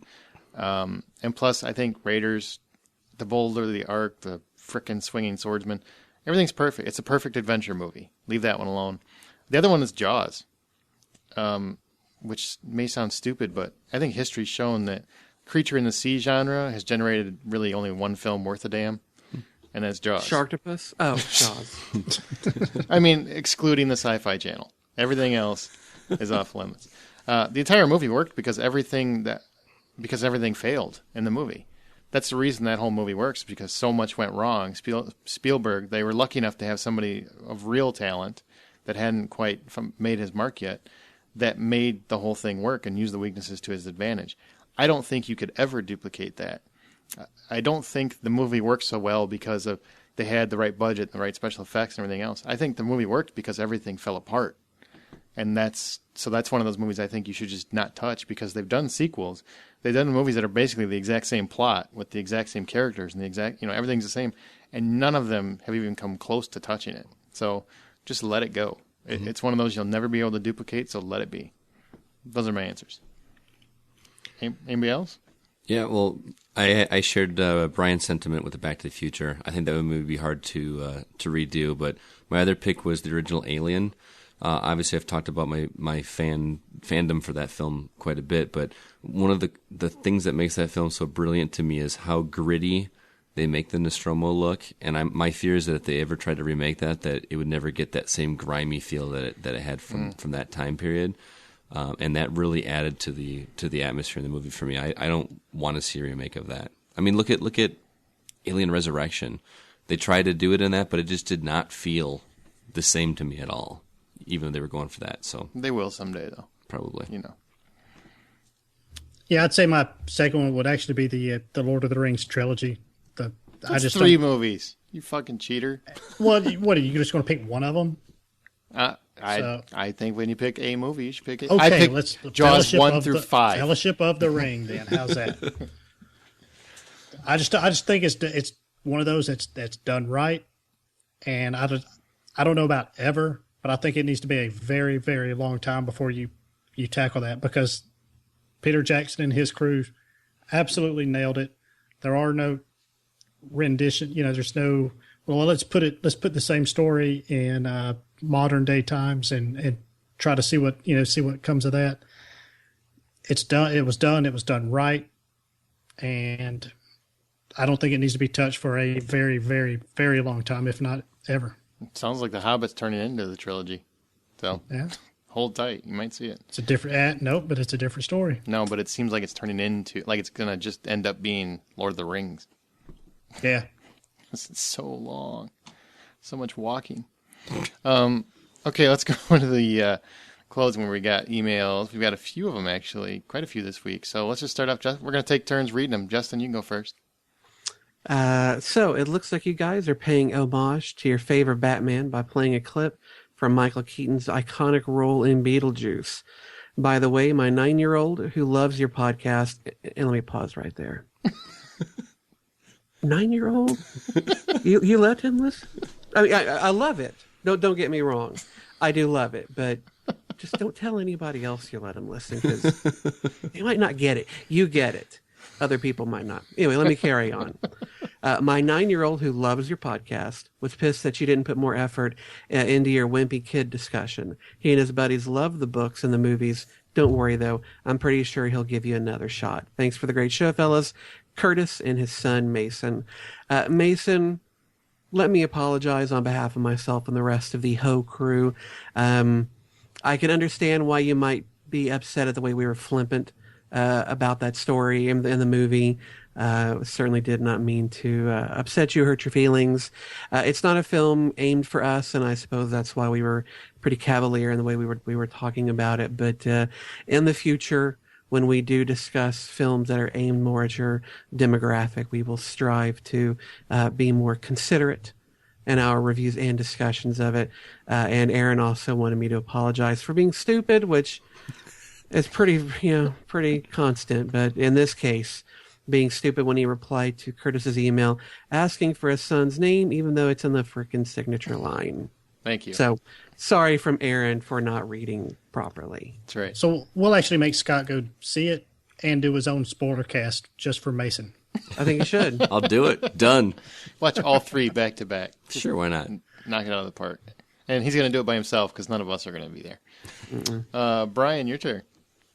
All right. I just want to know, did Mason go, hey, Dad, I'm pissed they didn't mention more about Wimpy Kid? Or is... Well, he listens to our show. Were they on the way to school going, Dad, this is pissing me off. They're dissing my Wimpy Kid movie. Mason just took his lunchbox and hit his dad in the head. What's that? Assholes. Oh, man. All right. Let's see here. The one I've got says, hey, hoes, I've got the answer to this week's movie clip. This one is Beetlejuice. This was one of Michael Keaton's best movies. He never should have been cast as Batman. I just never bought it. Mr. Mom being another of note. Congratulations on your 1-year anniversary. I had meant to send in for entry of a Ho t-shirt, but the week got away from me. I'm in the middle of moving my family and small business to another state, so I'm sure you can understand. However, I never miss an episode, and the last 2 movie clips were tough ones. So I'm happy to say I have the answer to this week's What's This Movie Clip, and I have another chance. Otherwise, I'll just have to pony up the $20 and help support your sorry asses, which is good because we got to contribute to Aaron's meth habit. So just kidding, guys. Actually, that was just my little insert there. But he says, just kidding. I don't want y'all to think that Mike B is calling out Aaron's meth habit. So I'm cool with it. That's the first step. But anyway, he says, just kidding, guys. I love the show. I'm hoping you make it to anniversary number 2 and on. Thanks, Mike B. And thanks to Mike B for writing in that nice letter. Oh, look at Brian. He talks about meth and in a sweet way, though. Yeah, in a nice sweet way. That's like an after-school special kind of way. We've got 9-year-olds listening, Brian. You don't talk about drugs. Kids, stay in school. And obviously, if you're going to do drugs, do weed. It's cheaper. Okay. and it should be legal in the next 10 years. So. Happy Hoversary. I'm kidding. I don't touch drugs. Happy Hoversary, guys. You keep making them. We'll keep listening. Great show. Y'all rock. Thanks, Dan. P.S. Aaron, I'll help you out. My last name is pronounced pretty phonetically. Miranda. It's just Miranda, dude. Miranda. Not Miranda. Miranda. Where do you see an A before that N, dude? I'm just surprised. I'm just amazed that he could say phonetically. So No shit. That one just flows. It's got more than 2 syllables. All right, Scott, it's your turn. All right, this one comes from Jessica W. Thanks again for the shirt and even more for the podcast. I do a lot of driving all around Southern California on a daily basis and discovered your podcast back in March. The hosts seem to be the only one that can turn the fucking merciless nightmare known as LA traffic into something a little more bearable. For that, I commend you. Not to mention, you guys seem to actually know what you're talking about in the movie world without being pretentious assholes. Pretty hard to come by around these parts. Don't get me wrong, you're still assholes, but nothing a fellow asshole doesn't appreciate. Once again, thanks for everything you guys do, and keep up the great work. Your ironic asshole in Hollywood, Jessica W. I love that she spelled that with the H and the O capitalized. Yeah. We started a trend. All right, Justin, it's your turn.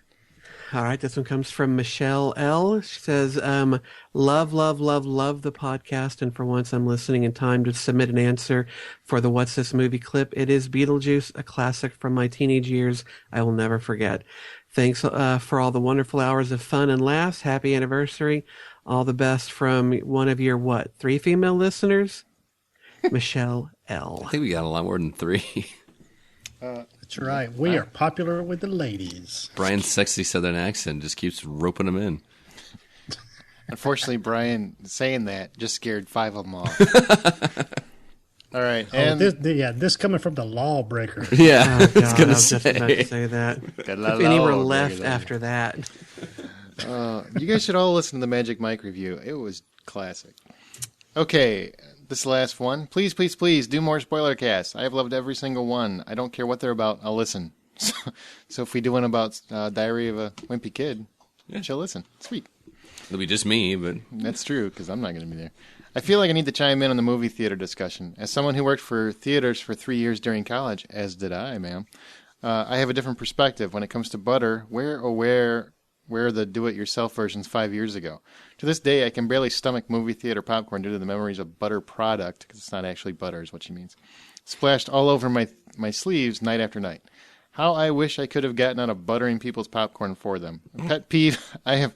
Yeah, that didn't sound good. Pet peeve I have now about going to the movies is the amount of shit that gets left behind after the show is over. I've heard patrons comment, well, they're getting paid to clean it up. 1, yes, this is true, but for what it's worth, movie theater employees barely get paid anything. That's correct. 2, it's one thing for an employee to have to pick up empty popcorn bags and cups, but no one should have to pick up your snotty tissues, your stinky beer cans, or your dip cups. Seriously, who thinks it's okay to leave a dip cup sitting around for someone else to deal with? Who the hell would do that, Brian? That shit is nasty. All I'm saying is that we should be decent people because we've all been on the other side at some point. Okay, rant complete. I'll leave you with my all-time favorite Firefly quote. She knows I like Firefly. If you take sexual advantage of her, you're going to burn in a very special level of hell. A level they reserve for child molesters and people who talk at the theater. Go And book. That's from Jesse M. And I will tell you my favorite quote, Jesse, because it's from the same episode you're quoting from, and that's why I never kiss him on the mouth. You're welcome. Oh, my God. Hey, that's a great episode. Our Mrs. Reynolds. We've had a lot of positive reaction for Spoilercast, so if you guys have an idea what you want to hear him on, we'll email us what your ideas are, and we'll see what we can do. You can email us at feedback@thehollywoodoutsider.com. You can find us on the web at thehollywoodoutsider.com. Tell your friends, subscribe on iTunes, Zoom, Google Reader, listen on your Stitcher radio app. Give us a thumbs up if you do, or just a plain old RSS feed. And as Brian said earlier, we're also now available on RockfordCollegeRadio.com every Thursday from 4 to 6 p.m. Central Time. Rock on, Rockford. That's right. And you can't what, Justin? You can't have Rockford without the rock. Exactly. And I'm throwing the horns as I say that. I want to thank each of the podcasters. Brian Williams, who's available on Twitter at BrianWMS. Thanks, B. All right, glad to be here. Scotty Clark is available on Twitter at Scotty Lindsay. just wanted to give a shout out to all my fellow classmates at Rockford College. I am a student there. Thanks for having me, Aaron. And Justin McCumber, who hosts the Dead Robot Society. It's a weekly podcast for aspiring writers available at deadrobotsociety.com.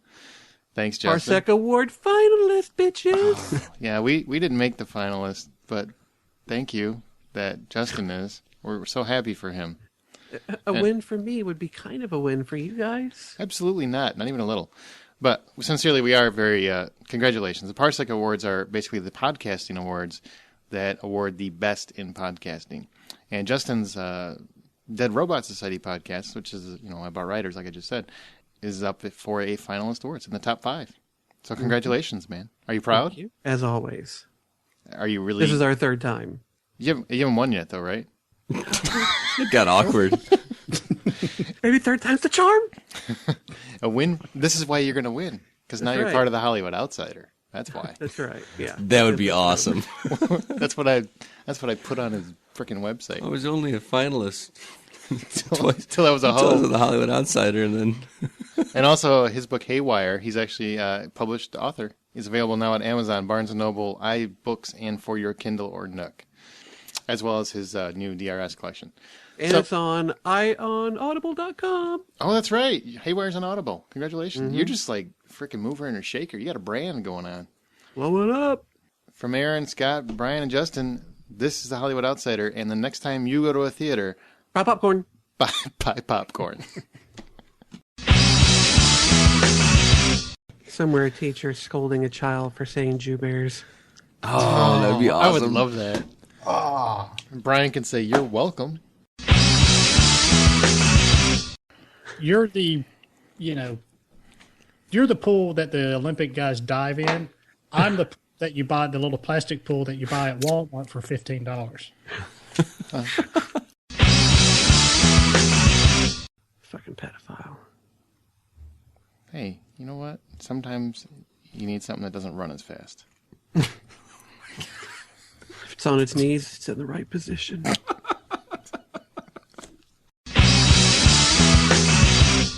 I seriously thought about being a high school English teacher, and later on I'm like, yeah, I don't need that. I don't need all those chicks. I don't need that pressure. Fucking 17, 18 years old. Yeah, I'm sure they'd be all over you, man. Fuck off.